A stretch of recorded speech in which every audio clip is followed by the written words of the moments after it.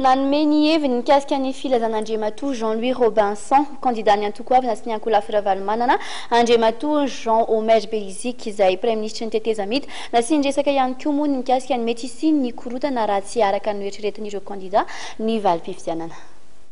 Miandry ny valiny fifidianana izay avoakan'ny senity sy avoakan'ny CS.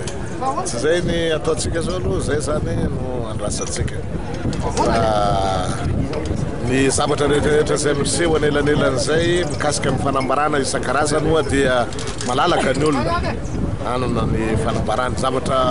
efa hita tany amin'ny toeran-kafa koa izany, fa ny androm-panjakana ny sehatra izay mikirakira ny fifidianana sy mikarakaran'izay no mamoaka ny valim-pifidianana tena izy eny. Zay zany no andrasantsika akazy, tsy maintsy miandry ny résultat provisoire izay avoakan'ny senititsika, dia miandry koa ny résultat définitif avoakan'ny CS. Miady zao miantso ny fahendren'ny tsirairay, ny olona rehetra fa indrindrandrindra ireo candidat sy ireo mpiaraka amin'izareo zany mba samy omalina hitandrina fa tanirazana izy tia efa mankirifiry loatra izay niainan'ny malagasy nandritran'izay crise izay ka dia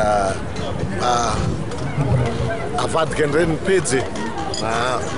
pejy vaovao zao no tadiavin'ny malagasy ho hita, izay zavatra zay zany no andrasantsika ary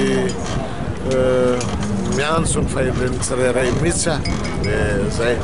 mba anaiky izay valim-pifidianana avy eo, ary anaiky zany ampitoniana tokoa